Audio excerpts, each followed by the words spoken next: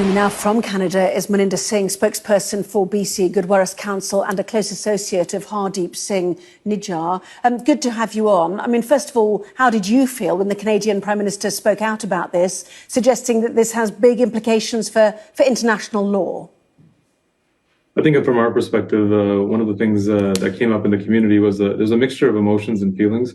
Primarily, where we went was there was an appreciation for the validation of what the community has been saying for over 40 years, that Indian interference in this country is real. There was also some frustration. That frustration was really stemming from a space that Hardeep was warned for over a year by security agencies in Canada that his life was under threat. Very little was done to protect him. India's interference in Canada has been known for 40 years. Indian diplomats have been expelled in the 1980s.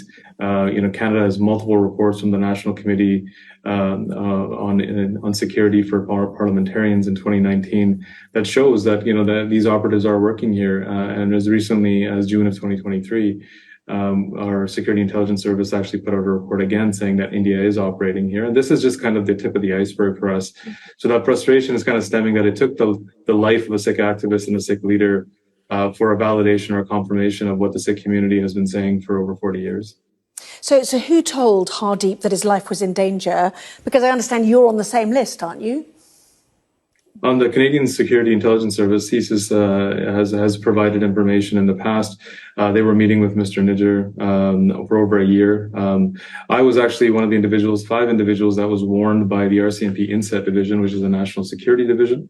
We were warned in July of 2022, that 5 of us were at imminent threat of assassination. And that was INSET is an organization in Canada that works through the national police, national security. They're only involved when a foreign hand or a foreign player is involved to a national security threat. So it wasn't a localized matter or a local police matter. It was actually a national security issue. So 5 of us were warned last year. Mr. Nijjar was the only one that actually had that threat continue all the way up until the point of his death. So it does cast this shadow of doubt as to how much information was being shared between India and Canada and how this got to this point where this was actually carried out. But the rest of us here now are wondering what the next steps will be from Canada. We've seen an expulsion of an Indian diplomat. We've seen that tit for tat from India, where they've expelled somebody from on the Canadian side as well. I think there's further kind of action that the community is seeking, which we'll be pursuing over the coming weeks. So sorry, what are you actually suggesting there? That you believe intelligence sharing between India and Canada has put people at risk? Is that what you're suggesting? I'm not suggesting it, I'm saying it. The intelligence sharing agreements in 2018 between Canada and Canada and India that were signed by Prime Minister Trudeau, that offers India information from Canada on Sikh activists. We've had Sikh activists here that have been put on no-fly lists. We've had them expelled from countries. We've had bank accounts of individuals seized, social media monitoring and surveilling going on. These are all things, I think, between India and Canada that they have to ask that question as to what is actually happening here. There's more than enough information available in the public domain. In March of 2023, our organization put out a lengthy report on Indian interference in Canada with documented case studies as to how that actually happened. So we're very certain that this is not something that we were just kind of making up or spreading propaganda around. And Prime Minister Trudeau and every opposition leader yesterday standing up in Parliament kind of verified and validated that for us.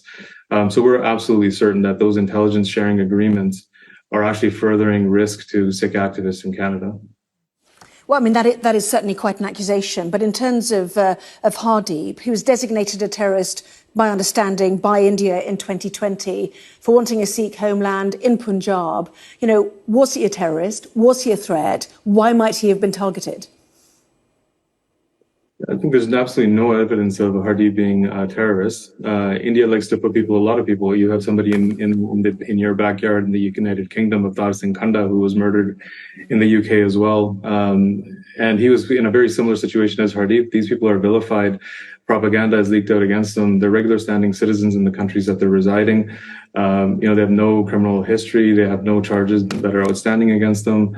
All these things kind of point at a similar pattern that India uses against the Sikh community, the Kashmiri community, any community that is actually speaking out about its sovereignty or self-determination, for Sikhs in the form of Khalistan.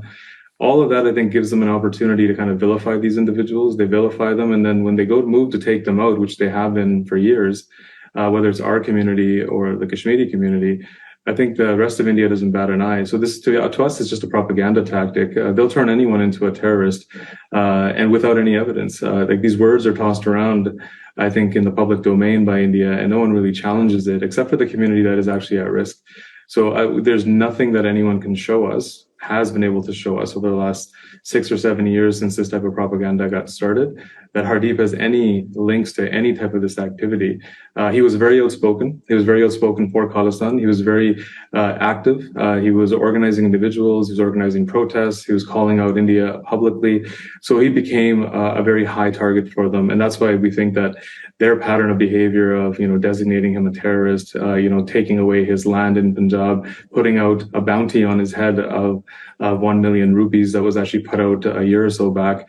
These are all kind of signs that as to this is how, we've known them to operate for 40 years.